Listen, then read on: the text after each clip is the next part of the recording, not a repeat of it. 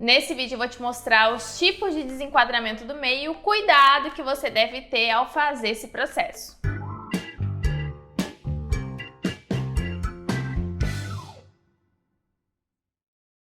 Oi pessoal, eu sou a Laísa, sua contadora, em mais um vídeo aqui para te ajudar a lidar com as burocracias do dia a dia do empreendedor. Se você está chegando por aqui agora, aproveita e já se inscreve e ativa as notificações para não perder os nossos conteúdos. Bom, antes de mostrar para vocês na tela aqui do computador os tipos de desenquadramento e as consequências de cada um, eu preciso lembrar para você que é MEI que a partir do momento que você é MEI, você não é obrigado a ter uma contabilidade, como a gente já discutiu aqui em alguns vídeos, mas a partir do momento que você desenquadra, é obrigatório que você tenha um contador responsável para enviar obrigações mensais e anuais da sua empresa. Inclusive, esse processo de desenquadramento, eu recomendo que vocês façam com o auxílio de um profissional da contabilidade já, porque existem muitos detalhes aqui que podem trazer consequências para a sua empresa. O que você precisa saber primeiro? Existem vários motivos que podem fazer um MEI a se desenquadrar. Ultrapassar o limite de faturamento é apenas um desses motivos, mas existem outros que eu já vou mostrar para vocês. Depois do desenquadramento, você deve realizar um procedimento de regularização da sua documentação na junta comercial do seu estado. E esse procedimento precisa ser feito por um contador habilitado. Você precisa saber também que o número do seu CNPJ vai continuar o mesmo. E geralmente quando você sai do MEI, você passa a recolher os tributos pelo Simples Nacional, que já não é mais aquele valor fixo, e sim uma porcentagem do seu faturamento. E o faturamento emitido pelas notas fiscais. A partir do momento que você sai do MEI, você já é obrigado a emitir notas fiscais para todas as suas vendas, seja elas para pessoa física ou para pessoa jurídica. Você não tem mais aquela dispensa de emitir notas fiscais para pessoa física igual o MEI tem. Então, a partir desse momento, você precisa emitir notas fiscais para todos. Então, bora aqui para a tela que eu vou explicar para vocês cada um dos tipos de desenquadramento. Bom, eu vou explicar para vocês aqui na tela direto os tipos de desenquadramento, mas reforço a importância de você ter um profissional te ajudando, porque a partir do momento que você desenquadra do MEI, você precisa ter uma contabilidade. E além disso, se você fizer esse desenquadramento aqui de uma forma errada, isso pode ter consequências para o seu CNPJ, eu já vou explicar tudinho para vocês. Mas aqui no Google a gente vai procurar pelo portal do Simples Nacional. Pronto, vamos clicar aqui no nosso portal do Simples Nacional, que é o gov.br, e a gente tem aqui os serviços para MEI.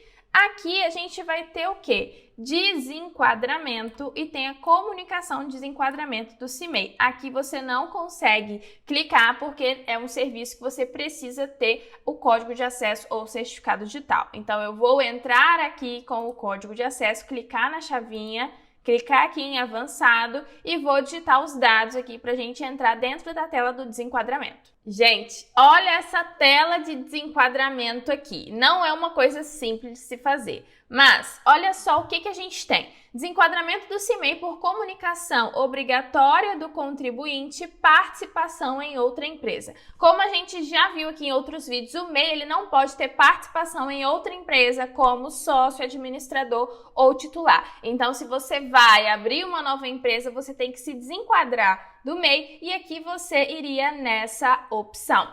Essa opção do desenquadramento do MEI, ela começa a valer já a partir do mês seguinte que houve esse fato da sua participação em outra empresa. Então, quando você selecionar o motivo, ele vai te pedir qual foi a data ou qual é a data que você vai participar de uma nova empresa, você vai colocar e o desenquadramento vai ter efeitos a partir do mês seguinte. Aqui a gente tem também o desenquadramento por comunicação obrigatória, natureza jurídica vedada. Por exemplo, o MEI ele é um empresário individual, ele não pode ter sócios. Ah, mas eu quero transformar esse MEI aqui em uma sociedade. Então você iria fazer esse desenquadramento aqui de natureza jurídica vedada e transformar o seu CNPJ em uma sociedade, que é uma outra natureza jurídica. Então seria um exemplo desse tipo de desenquadramento. Depois a gente tem aqui também o desenquadramento por excesso de faturamento, que é um dos principais motivos que leva o MEI a se desenquadrar. A empresa cresce, começa a faturar mais do que o limite de 81 mil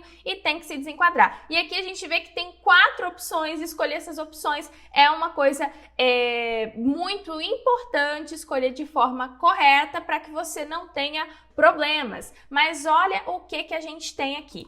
Primeiramente, eu vou aqui primeiro nesses dois de baixo, onde a gente tem o excesso de receita bruta. Aliás, vou ir nesses dois de cima aqui primeiro. Excesso de receita bruta no ano calendário de início das atividades. Então, se é o primeiro ano do seu MEI e você já passou do limite, você vai escolher um desses dois aqui. Se for até 20% do limite, esse aqui. Se for acima de 20% do limite, esse aqui. Agora, quais são as consequências disso? Se você passou do limite de faturamento até 20% do limite, você paga um DAS somente do excesso, somente do que você ultrapassou aquele limite, como uma multa, assim, por ter feito esse extrapolamento aí do faturamento do MEI, e a partir de 1º de janeiro do ano seguinte, você já não é mais MEI. Agora, se você passou acima de 20% do limite, você não tem essa oportunidade de pagar o imposto somente do que passou. Você tem que pagar todos os impostos retroativos no Simples Nacional com os devidos juros e multas, e aqui é o procedimento que você vai fazer, que você vai contratar um contador para poder fazer para você, para enviar as declarações do Simples Nacional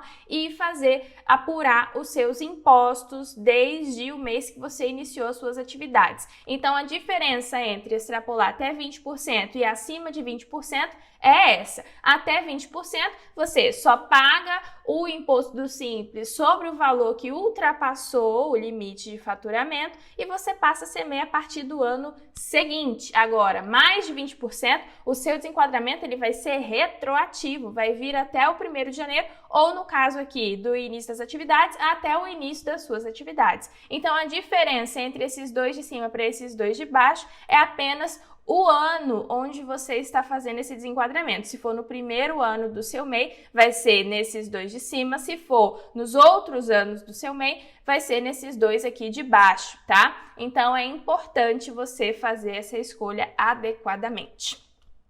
Depois, nós temos aqui comunicação obrigatória do contribuinte, né? Então, todos esses aqui são comunicação obrigatória. Empregado com salário acima do limite. O empregado do MEI, ele só pode receber salário mínimo ou piso da categoria. Se o seu funcionário vai receber mais do que isso, você tem que se desenquadrar. Tem outra opção aqui de contratação de mais de um empregado. Até esse momento de 2023, onde eu estou gravando esse vídeo, o MEI só pode ter um empregado de carteira assinada. Então, se contratar mais um, vai precisar fazer o desenquadramento, que já vai valer a partir do mês seguinte também. Bom, atividade econômica vedada. Se você vai realizar alguma atividade que não é compatível, não está na lista das atividades do MEI, ou até mesmo se você tinha uma atividade e a partir do outro ano a sua atividade foi excluída do MEI, porque acontece de ano para ano as atividades serem alteradas, algumas atividades entrarem, outras atividades saírem. Então tem que sempre estar ligadinho nas notícias, e se você tiver uma atividade econômica vedada, você tem que se desenquadrar aqui. E aí, mas Laís, eu não tenho uma atividade econômica vedada agora, mas eu quero adicionar no meu CNPJ. O que eu faço? Você vai fazer esse desenquadramento aqui, você vai deixar de ser MEI a partir do mês seguinte e você vai fazer a transformação do seu CNPJ na junta comercial para incluir aquela nova atividade que não pode ser MEI. Lembrando que esse processo você vai precisar de um contador para poder realizar para você, ok? Não é uma coisa que você pode simplesmente fazer sozinho. A partir do momento que você sai do MEI, acabou a mordomia aí de não ter contabilidade. Você precisa ter uma contabilidade e muito cuidado nessa escolha para você poder escolher uma contabilidade que realmente saiba dos procedimentos e te atenda da forma que você quer ser atendido, ok? Bom, depois a gente tem aqui a abertura de filial. O MEI não pode ter filial, como a gente já sabe, então se for fazer isso aqui, você também vai clicar nesse item. Por último, a gente tem o desenquadramento do CIMEI por opção. Todos esses outros aqui são uma comunicação obrigatória, ou seja, aconteceu algum fato onde você deixou de atender as regras do MEI e você vai comunicar o seu desenquadramento. Esse por opção é porque você não tem nenhum tipo de obrigatoriedade, mas você quer se desenquadrar do MEI pelos seus motivos aí. Beleza, qual que é a diferença desse aqui? O desenquadramento por opção, você não consegue fazer de um mês para outro, por exemplo. A maioria aqui, tirando o excesso de receita bruta até 20% do limite, que você só passa a ser desenquadrado a partir de 1º de janeiro do outro ano, os outros aqui, eles começam a valer a partir do próximo mês da ocorrência aqui do evento que gerou o seu desenquadramento. Já o por opção, ele só começa a valer a partir de 1º de janeiro do ano seguinte, a não ser que você esteja dentro do mês de janeiro. Como vocês podem ver aqui, não sei se dá para ver, dá para ver sim, a gente está no dia 28 de janeiro de 2023. A gente tem até 31 de janeiro de 2023 para poder fazer esse desenquadramento e ele valer a partir de 1º de janeiro de 2023. Então, o mês de janeiro é o mês que o limite onde você pode fazer essa transformação. Então, se eu fizer, por exemplo, lá em fevereiro, ele só vai valer a partir de 1º de janeiro de 2024. Então, a gente vai colocar esse desenquadramento aqui meio por opção até 31 de janeiro apenas. Esse que eu estou fazendo aqui é um desenquadramento por opção e eu vou selecionar esse motivo. E aí aqui, uma coisa que vai aparecer para vocês é o seguinte, a data do desenquadramento, que é algo também que vocês precisam prestar atenção. Como o motivo que eu selecionei aqui é o desenquadramento por opção e a gente está dentro do prazo, que é até 31 de janeiro, olha o que apareceu. Essa empresa será desenquadrada do CIMEI a partir de 1º de janeiro de 2023. Ou seja, esse ano de 2023 ela não é mais MEI. E aqui aparece para você confirmar o desenquadramento ou não. Agora eu vou voltar aqui só para a gente poder verificar os outros tipos, porque você vê que quando você seleciona esse motivo, ele não te desenquadra automaticamente, ele volta para essa telinha aqui para você poder informar a data, para ver a data antes de você confirmar o desenquadramento. Ó, voltei aqui e tem desenquadramento por comunicação obrigatória, participação em outra empresa. Vamos pegar esse exemplo aqui e selecionar esse motivo. Nos outros motivos da comunicação obrigatória, ele vai aparecer outra coisa aqui para você, que é informe a data que incorreu na situação impeditiva. Aqui no nosso exemplo é participação em outra empresa. Então, eu comecei a participar de outra empresa em 2 de janeiro, colocar aqui janeiro de 2023 e você vai clicar aqui em calcular a data do efeito do desenquadramento. Então, olha a diferença aqui, o que ele apareceu? Essa empresa será desenquadrada do CIMEI a partir de 1º de fevereiro, então a partir do ano seguinte. Gente, essa parte aqui da data, essa parte do desenquadramento, ela precisa ser feita com muito conhecimento e muito cuidado. Se você tem um pingo de dúvida a respeito disso aqui, não faça esse procedimento sozinho. E já que depois de desenquadrar do MEI você já vai precisar de uma contabilidade mesmo, deixe a cargo dessa contabilidade para fazer esse processo de desenquadramento, analisando qual é a melhor opção para você, ok? Eu estou mostrando para vocês como que funciona esse processo direto na tela do desenquadramento, para vocês saberem como funciona. É importante que o empreendedor tenha um certo conhecimento acerca desse processo, mas a partir daqui você pode deixar para uma contabilidade cuidar para você. Aqui eu vou selecionar, vou completar aqui o meu desenquadramento, que eu realmente estou fazendo um desenquadramento do CIMEI por opção, e aí ele vai ser confirmado a partir de 1º de janeiro de 2023, e essa opção ela vale durante todo o ano de 2023. Então eu não posso chegar lá em maio, me arrependi, vou voltar para o MEI. Não pode. Se você se desenquadra e você no meio do ano quer enquadrar de novo no MEI, você só pode se enquadrar novamente a partir de janeiro do ano seguinte, ok? E também tem um vídeo aqui nesse canal explicando quais as regras para você se enquadrar no MEI se você tem uma empresa optante pelo Simples Nacional.